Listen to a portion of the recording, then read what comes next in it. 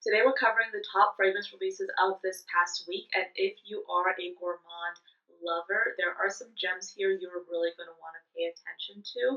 If you're new here, hello, my name is Anya. I love perfumes, and I talk about new fragrance releases on this channel every single Monday, along with additional videos on Wednesdays and Fridays, and a ton of bonus content in between. So if you're interested in fragrances, definitely consider subscribing. So like I mentioned before, there are a lot of gourmand releases here. We also have some designers, niche, a bit of a mixed bag. So I'm looking forward to getting into this with you. So let's get started. Let's kick things off with the designer release from Coach. This is going to be a flanker from their Coach Dreams line, and this is going to be called Coach Dreams Moonlight. If you're a fan of vanilla, listen up, because this fragrance is supposed to spotlight the note of vanilla, and it's also supposed to be inspired by a sense of togetherness. I don't know how much of that is marketing, but it's supposed to be inspired by unity and friendship.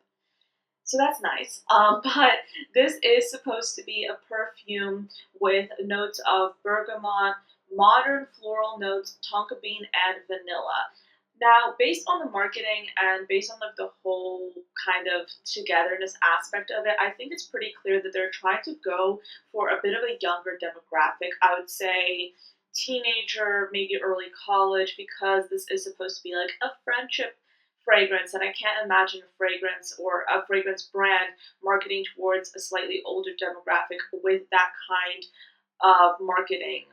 So I think this is supposed to definitely capture the younger audience, and that's why when they say modern floral notes, I mean, this is off of Fragrantica, but modern floral notes in the scent pyramid, it's interesting because I think a common misconception that a lot of young people have with fragrances in particular is that florals means it's going to be dated, and the fact that they're saying modern floral to me is very interesting. Is this a perfume that I would go absolutely out of my way looking for? No, because I don't think I'm the demographic. I don't think Coach is a brand that I'm like super keen on trying when it comes to their fragrances, but they do have one perfume, a rose scent, it's an aromatic rose, absolutely beautiful. I remember when I worked in retail, that absolutely stood out to me as a fragrance that I would consistently wear myself. So this is nice. It's the third fragrance in the Coach Dreams line. It's pretty. It's just not my cup of tea. So this is going to be a pass for me. Let's go a little bit more niche and talk about the newest release from Sospiro. Now, they have their red line. The first fragrance you may remember was a maraschino cherry kind of perfume. This is the second fragrance in that line. There are going to be 3 in total. So this is called Sospiro Traviata. Absolutely gorgeous marketing. Might I add, Sospiro really knows how to capture a certain sense of artistry when it comes to the way they market their fragrances. The perfumer for this is Christian Provenzano, and the notes are as follows, with top notes of citruses, lavender, and herbal notes, a mid of floral notes, fruity notes, and spicy notes, and then a base of patchouli, woody, amber, and cedarwood. Based on the marketing, it looks like they're going for maybe like a kind of blood orange citrus vibe, and I really, really do like it. It looks beautiful. This is absolutely a fragrance that I would love to sample, that I would love to try. So Sospiro is a brand that, to me, really captures their fruity notes rather well. It's very photorealistic, but very elegant. So this is absolutely a fragrance that I would love to try. This is an absolute smash, and I'm very keen on seeing what people think about this perfume. When it comes to these videos, I always like to spotlight brands that I personally have never heard of, just so we can get their names out there, and so maybe you can get an idea as to what's on the market. And these 2 new gourmand fragrances have absolutely piqued my interest. This is from a brand called Lathr, and what's even more interesting about these fragrances is that they're marketed towards men. At least that's what it says on Fragrantica. So they're supposed to be for men, but then looking at the fragrances, I'm very confused about how they can be for men. I'm wondering if that's a mistake. I do think fragrances can be worn by anyone and everyone. It just matters. It's just up to your personal preference. But I still think it's interesting that they have a fragrance inspired by fruity hoops or Fruit Loops, which I'm assuming, for men, and then another fragrance inspired by cotton candy for men. So let's get into these, starting out with the Fruity Hoops one, I mean, I'm assuming they're doing the Fruit Loops interpretation, but they probably can't launch it with like Fruity Hoops or Fruit Loops. But we have notes of fruity notes, vanilla, and sugar. And based on the marketing, definitely looks like inspired by Fruit Loops. And then the next one, Cotton Candy, is literally cotton candy, sugar, and vanilla. Even though the Accords say it's going to smell a little bit like caramel. So, I mean, these are interesting, but I'm just very, very intrigued by the idea that these are supposedly marketed towards men. I'm wondering if Fragrantica made a mistake here because I'm like, I mean, okay, again, anyone can wear what they want to wear, but I would be super surprised if a brand released a fragrance that's like cotton candy just for men and not at least unisex. Also, I have to admit, I would love a fragrance that's like Fruit Loops because I feel like that would be so fun and so interesting. Fruit Loops in a fragrance. I don't love Fruit Loops, me personally, but I like how they smell now that I think of it. Would you wear a fragrance that smells like Fruit Loops? Or do you think that's too juvenile? I don't know. I feel like I would wear a fragrance that smells like Fruit Loops like in the summertime. I don't know. But would I use it up? Probably not. Give me like a 10 ml of a fragrance that smells like Fruit Loops and then we can have a conversation. Like, because I feel like that would be super fun. But would I like to wear a fragrance that smells like Fruit Loops on a day-to-day basis? Probably not. But it would be interesting to have in one's collection. So, there you go. Next up, a new release from Terrence Hughes. He is a perfumer based, I believe, in Manchester in the UK, and he has some really interesting fragrances. But his newest release is a fragrance marketed towards men. This is called Supersonic.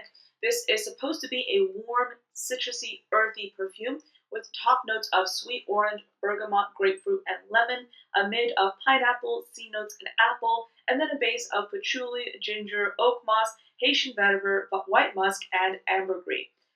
Terrence Hughes is kind of known in the perfume community for coming out with powerhouses and coming out with fragrances that are very much pushing the envelope in terms of their marketing and the notes, especially because what I've tried from his line so far already leans very masculine, even if it's meant for unisex. So I don't know if I would seek this out for me personally. But if you're a guy and you're looking for a powerful fragrance, a fragrance that stays on, and also a really well executed perfume, I'd highly recommend trying some of Terrence Hughes' line. He is a little bit difficult to get here in the US. I believe they do sell his fragrances at Max Aroma, I think. But he's also trying to get a fragrance or trying to get distribution or expanded distribution in the US as well. So that's something he's working on. I believe that will be a reality for him in 2025. So not anytime soon, but I look forward to seeing him in the United States because I really want to try more of his line, and it is a little bit difficult to get him here in the US. So this is one that I would absolutely recommend trying. But then the next one is a new collaboration with Paul React and Oakcha. So he is coming out with the fragrance That Girl, and this is supposed to be a sweet, powdery vanilla perfume. This fragrance has top notes of coconut milk, caramel, a mid of tonka bean and honey, and then a base of white musk, marshmallow, vanilla, and amber. It looks like this fragrance might be inspired by Bianco Latte. I haven't read into the marketing of this in great detail, so correct me if I'm wrong, but I see no reason why this wouldn't be an absolutely beautiful perfume. Vanilla and caramel are really trending notes right now that people really tend to go for anyway, so I feel like this will be a success regardless. But I personally love the idea of incorporating coconut milk into fragrances because it adds a lightness to fragrances, it adds a lightness to perfumes that makes it very wearable, especially for the summer. Some of my favorite gourmands right now have a bit of a coconut accord to them, which makes them really almost refreshing, even though they may contain heavier notes like caramel or vanilla. So this is one I would definitely categorize as a smash. If we're doing smash or pass, I would definitely categorize this as a smash because I feel like this would be an absolute delight to smell. But is this anything super unique? No, but I don't think they're going for that. I think they're going for something that everyone will like, which is a sweet caramel vanilla perfume, which is absolutely what this looks like. Next up, we have a new perfume by DS and Durga. This is called Cowgirl Grass. Yes, that is the name. So we have notes of lychee, bergamot, geranium at the top, a mid of grass, jasmine, and peony, and then a base of vetiver, musk, and crystal amber. Now here's my opinion on DS and Durga. I haven't tried a lot of their stuff, keep in mind. So this is just my surface level opinion based on what I've seen, based off of what I've seen like from them price wise and their launches. They seem to come out with a lot of like experimental perfumes, but the price point always seems to me to be a little bit too steep. So I'm assuming this is like several $100s. I mean, correct me if I'm wrong, but I feel like that this is what we're looking at here. And a fragrance that's called Cowgirl Grass. First of all, it's not an aesthetic that I like to go for, and I don't know if I would be happy to spend DS and Durga money on a fragrance that's like this. I mean, if you think differently, let me know. The notes do look fun and interesting, so I don't have a problem with that.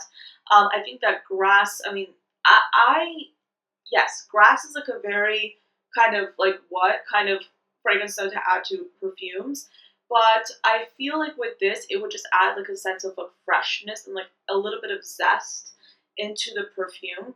My issue here is mainly with the marketing because they have cowgirl grass, they have cowboy grass, and they're trying to go for like the Western aesthetic. But I'm like, okay, do I want that when it comes to my perfumes? No, not me personally. So like I'd rather pay that kind of money for something that's makes me feel like kind of makes me feel a little bit elevated, and I feel like this wouldn't.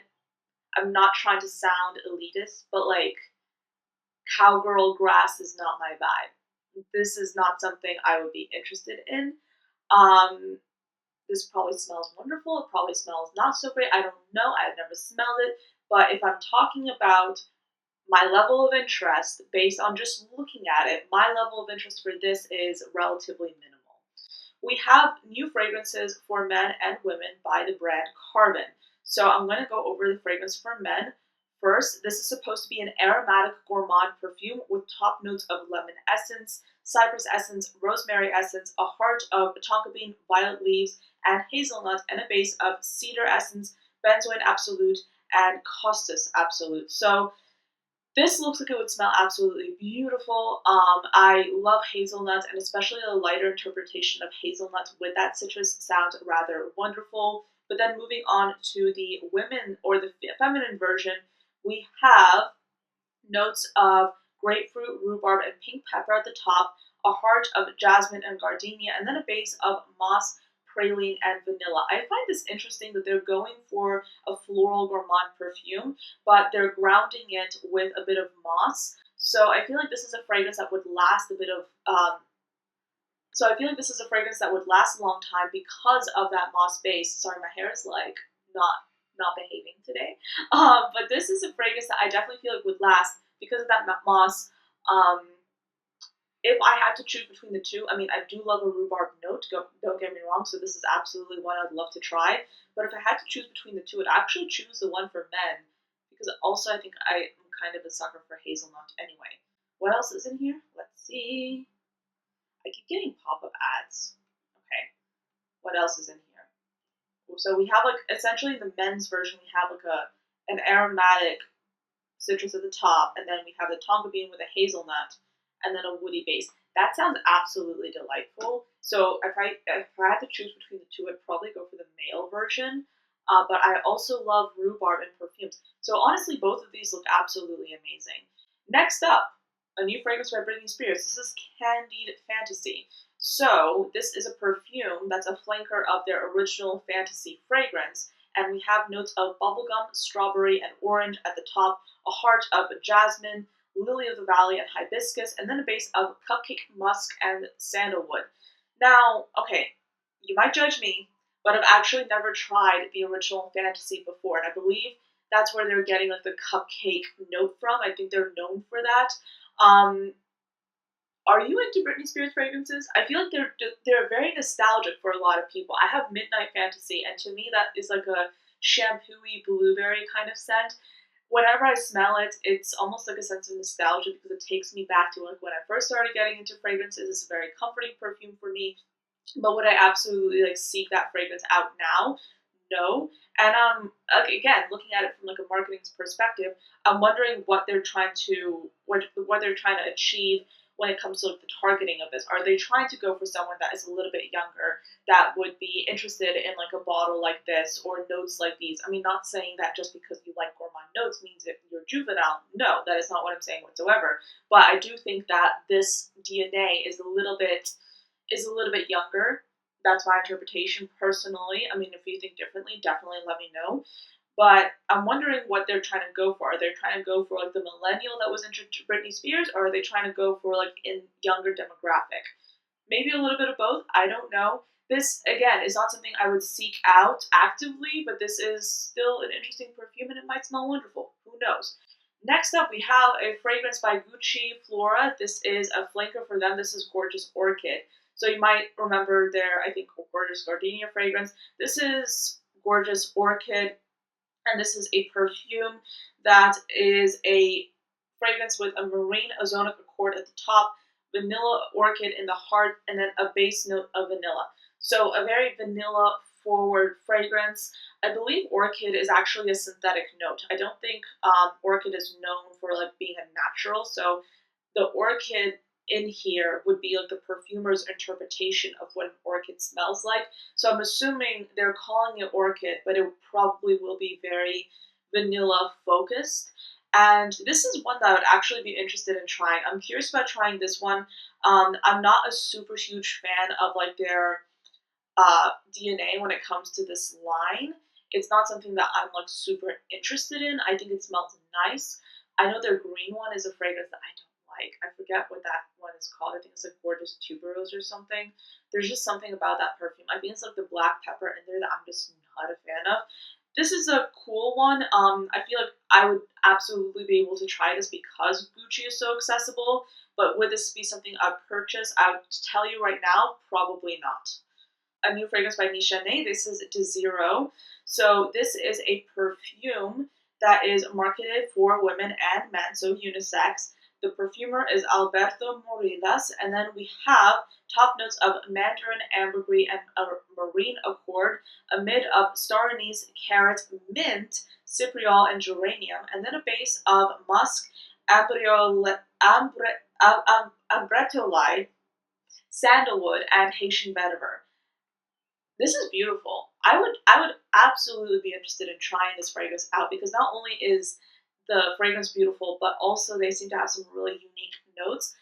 Carrot is a note that kind of piques my interest, especially paired with that mint. Would this be something I'd blind buy? Certainly not. But this is something that would be interested and I would be interested and would be keen on trying. I feel like this would be a fun one. So I feel like I would either like it or I would dislike it. But I think the merino cord would make this fragrance a bit more approachable. So this wouldn't be like a super like out there perfume. So again, this is quite interesting.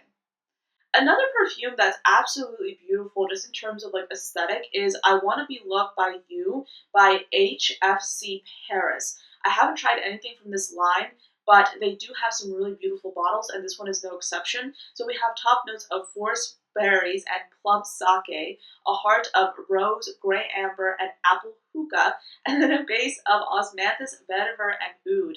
The notes sound really cool, and this is an absolutely beautiful bottle. So this is something I would say this is a smash. I do love like the burlesque interpretation or the burlesque inspiration behind this. I mean, I'm assuming that's what this is, but yeah, this is cool. I like it. I like when brands really pay attention to the aesthetics when it comes to their fragrances because at the end of the day, perfume is a bit of like an expensive pleasure that we have, right? So it should be an experience. Brands should be paying attention to the bottles because when you're spending money on perfume, don't you want to feel special when you're spraying it on?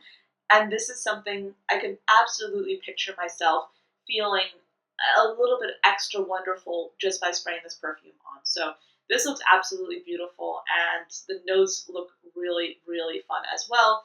Again, is this a brand that you've tried previously? What are your thoughts? Do you agree or disagree with my opinion about fragrance bottles, or do you just buy a fragrance just because you like the way it smells and you don't care about the bottle? There are a few perfumes in my collection that smell wonderful, but the bottle is not my favorite. And I believe I talked in this series last week about how, I mean, we had a little bit of a discussion about how important is the bottle when it comes to the perfume. So anyway, let me know what you think. Do you like any of these releases? Are you looking forward to anyone in particular? Is there a release that you're absolutely just not interested in? I know that I personally am really excited to see vanilla and caramel. But yes, thank you so much for watching till the end of this video. I hope you enjoyed this installment and found it interesting. If you want to catch up on last week's fragrance videos or fragrance news videos, click the playlist down below. I publish these every single Monday, so be sure to check in next week for another fragrance news video. But in the meantime, I will be publishing new videos on Wednesdays and Fridays. But then again, with all that content in between, so we have a lot of fun on this channel. So thank you so much for watching till the end, and I will see you next time. Bye.